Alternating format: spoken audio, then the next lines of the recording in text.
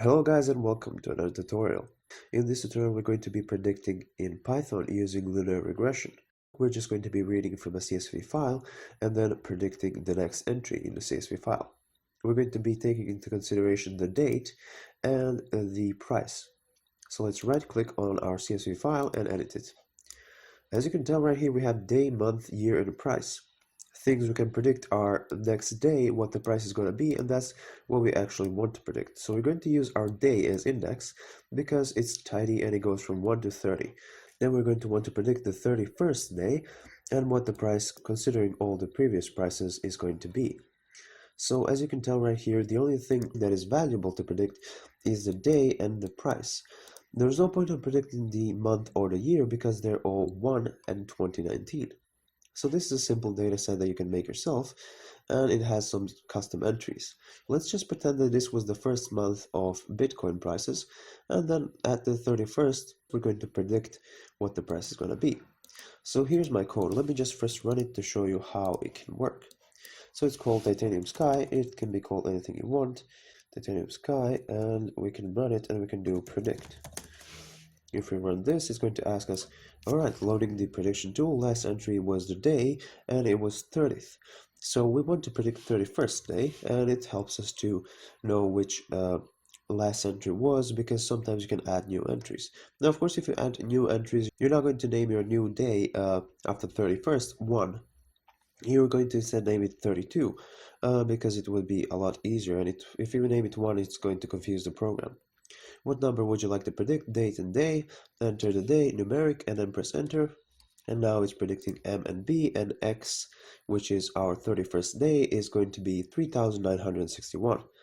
And as you can see right here, we have a linear regression line, and we have all of our previous entries, and we have our predicted point right here. And as you can see, it is 3,900, just as the program said it will be. So let's return to home, and let's exit this. Right, so that's one thing you can do. The other thing that you don't really have to do, but I wanted to add it because I felt like it was necessary. You can do Titanium Sky and a new. Now, if you do this, it's going to ask you to enter a day, numeric, and as I said, you want to make a new entry. Since we have up until 30 and we predicted the 31st, but it wasn't written inside, we can add 31st right here. But let's say the 31st was edited, then we would have to add 32nd. As I said, otherwise it will confuse the program. So you're going to have to enter the 32nd day, for example, which makes no sense as far as dates are concerned, but that's how the entries work, and that's how it's going to predict the first of the next month. But let's do 31 because we don't have the 31 as an entry. And now let's enter the price. Let's say that the price was 3,950. Let's press enter, and there we go. So we added new data. If we take a look right here, it did. So the new data is right here, and now we can predict our first, actually the 32nd. So Titanium Sky and our predict. And now it's going to ask us, what number would you like to predict? And let's say 32. And then it's going to predict this 32nd, considering the last entry as well. So 32nd is going to be 3,976. That's pretty good. And there you go. So now let me just show you the script and how it works. Alright, so first thing you want to do is you want to import numpy as MP and statistics and matplotlib so we can make a plot, and then CSV and sys. Now, of course, as I said, you don't have to make this a script that's going to take in the parameters. You can do this all the way differently, but I did. So one thing you can drop out is this new entry thing here. You don't really need this. I just added this so I can add new entries to my file, but this is where the magic happens, really. So I'm going to explain this part. As far as the other parts are concerned, I don't think I need to explain, but I will. So I use statistics and mean right here just because it's the simplest way, and I use the formula from Syntax. Make sure to check him out on YouTube. He's one of the best channels on YouTube, honestly. I absolutely love his channel and his work, and he helped me a lot. So use this one from him. But it doesn't matter. Let me just show you. Def new entry. So my new entry just works like this. We have our empty list, and then we have our user day, which we input as a string. For some reason, it cannot accept the integer. It just has to be a string. And then we have saving old data, which means basically we're opening the file and then we're appending everything from the file into our list right here. Right here we are opening again and writing this time, and we're using our new entry that we formed out that looks nicer using the commas and everything, so it's a tidy CSV file. And then for each in our list we're going to write it to our file, and right here we're writing the new entry as well. We're going to skip this part for now because it's the biggest part, and we're going to go here. So we have our usage, for example. You can print out like this using 3 quotation marks in order to modify the text however you want. So if you print out usage right here, it's going to be in the shape the way we put it right here. And then you have the main function that runs right away, and it tries to do this except index error. So if no parameters are given, it's going to print out the usage. And if the parameters are given and the first parameter is predict or new, it's going to run the specific function. Else it's going to return to main. So let's go right here. Here's where the magic happens. So first I made 2 empty lists. Now I know you can do this way smarter, but I just do it this way. I don't know why. So I have day and price. And with open, we're opening our CSV file as a CSV file. We are reading it, and we are, for row in reader, we are doing day.append day. So what we're doing right here is we're taking day from each row of our file, and then we're appending that day to our day, and we're appending the price as well. So day and price are going to be matching, and they're going to be appended to our lists. And then we have last entry is day -1. Why do we need this? Well, just so we can print out to the user what the last entry was, because we can make new entries, and then we can know what to predict. Because if you write the date to be 31st and you already have 31st, it's not going to do great, is it?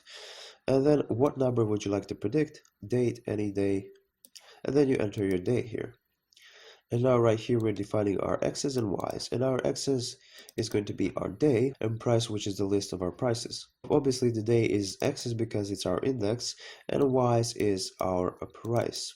So now there's the function that I was talking about. So this is just the maths. Now you don't really need to know this. It would help a lot if you did, and if you really want to learn that, there's a lot of tutorials you can follow on YouTube about this. Basically what you'd have to do is you have to calculate a lot of means of the x's and y's, and you have to do that for every x and stuff like that, and then basically just rewrite this if you don't feel like going through this. And we have M and B, which we're calculating through all of our X and Y data. Once we get the M and B, we can make a formula for the regression line. And the formula for the regression line goes something like MX plus B, or C, this is sometimes called C, for each X in X's. So we have to do it for each X. And then we're printing the M and B as well. And then just to make sure that everything went right. And then we're making the predict X, which is our keys right here. Now, if we go back to keys, it is what do you want to predict. So if we write in 30-second date right here, it's going to go right here to predict X, and it's going to say 32 right here. And then we have predict Y, which is the formula for prediction. So we're sorting out our M and predict X, which is 32, and then our B. And our regression line is going to look like this. And we're going to plot a couple of things.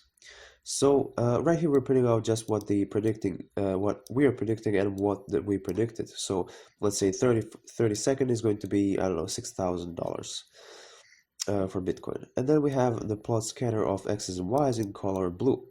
So we have to scatter all of the data that we have without the regression line yet, and then we're making the scatter from the predict x and predict y.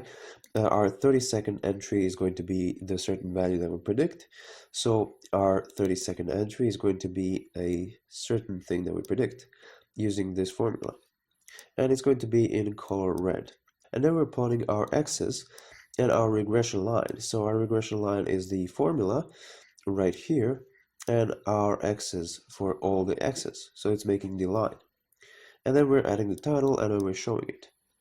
And that's pretty much it. So how linear regression works is you basically calculate the x's, means of x's and means of y's, and then means of x's and y's, and then you do all the calculation by the formula, And then once you get all this data through this formula, the formula will pretty much tell you, all right, I got these certain numbers, we can make a line.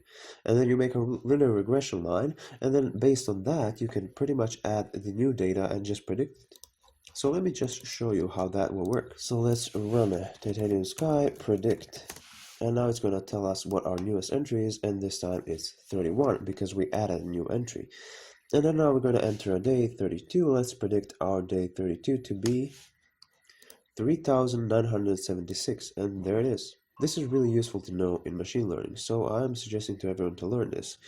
As far as math parts are concerned, you can grab a piece of paper and a pen and try to go through formulas you can find on the internet, and try to find the X yourself. It's going to take a while, but after you go through it a couple of times, it's going to get a lot easier because you're going to know what you're doing.